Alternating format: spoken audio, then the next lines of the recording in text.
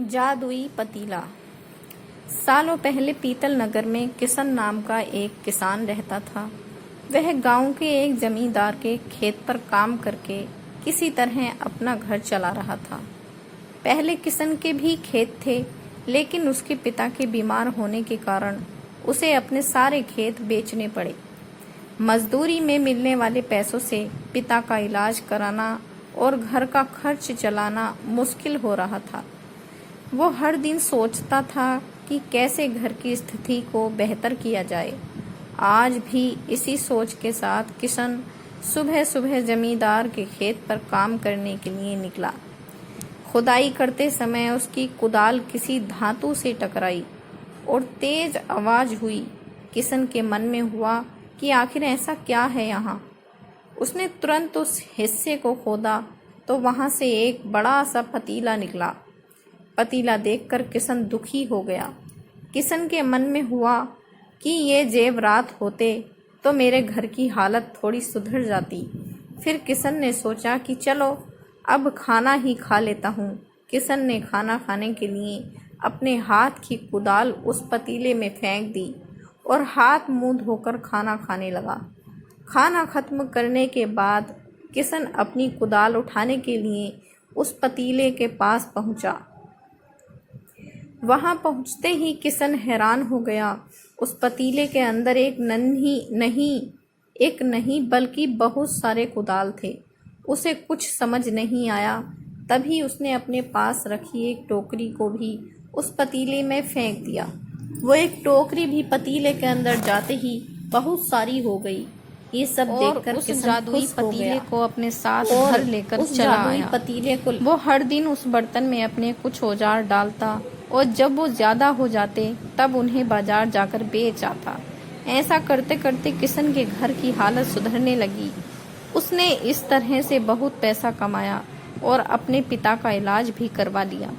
एक दिन किशन ने कुछ गहने खरीदे और उन्हें भी पतीले में डाल दिया। वो गहने भी बहुत सारे बन गए। इस तरह धीरे धीरे किशन अमीर होने लगा और उसने जमींदार के यहाँ मजदूरी करना भी छोड़ दिया।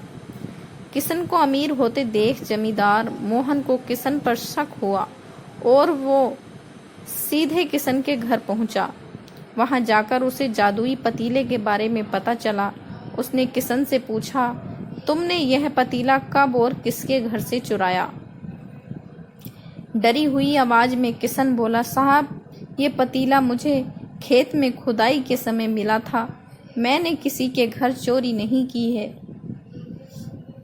खेत में खुदाई की बात सुनते ही जमींदार ने कहा, यह पतीला जब मेरे खेत से मिला तो यह मेरा हुआ। किशन ने जादुई पतीला ना लेकर जाने की बहुत मिन्नतें की, लेकिन जमींदार मोहन ने उसकी एक नहीं सुनी। वो जबरदस्ती अपने साथ वो जादुई पतीला लेकर चला गया।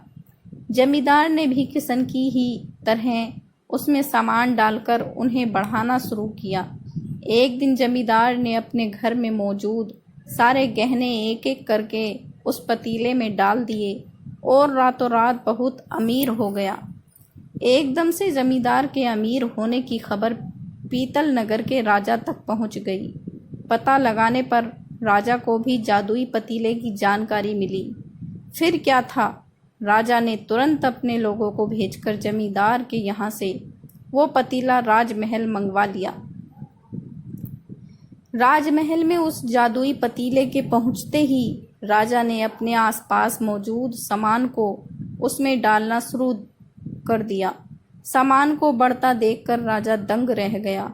होते होते आखिर में राजा खुद उस पतीले के अंदर चला गया। देखते ही देखते उस पतीले से बहुत सारे राजा निकल आए। पतीले से निकला हर राजा बोलता, मैं पीतल नगर का असली राजा हूँ। तुम्हें तो इस जादुई पतीले ने बनाया है।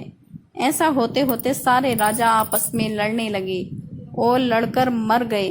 लड़ाई के दौरान वो जादुई पतीला भी टूट गया। जादुई पतीले के कारण राजमहल में हुई इस भयानक लड़ाई के बारे में नगर में सबको पता चल गया। इस बात की जानकारी मिलते ही मजदूर किशन और जमींदार मोहन ने सोचा, अच्छा हुआ कि हमसे उस जादुई पतीले का इस्तेमाल सही से किया। उस राजा ने अपनी मूर्खता से के कारण अपनी जान ही खो दी। कहानी से यही सीख मिलती है। तो दोस्तों, जादुई पतीले की कहानी से 2 सीख मिलती हैं बच्चों। पहली यह है कि मूर्खता का अंत बुरा ही होता है। दूसरी यह है कि हर सामान का इस्तेमाल संभल कर करना चाहिए, अति हानिकारक हो सकती है। तो बच्चों, हमारी ये कहानी कैसी लगी, इसे लाइक और सब्सक्राइब और हमारे चैनल को सब्सक्राइब ज़रूर करना और ऐसी ही प्यारी कहानियाँ सुनने के लिए हमारे YouTube चैनल से जुड़ना। धन्यवाद।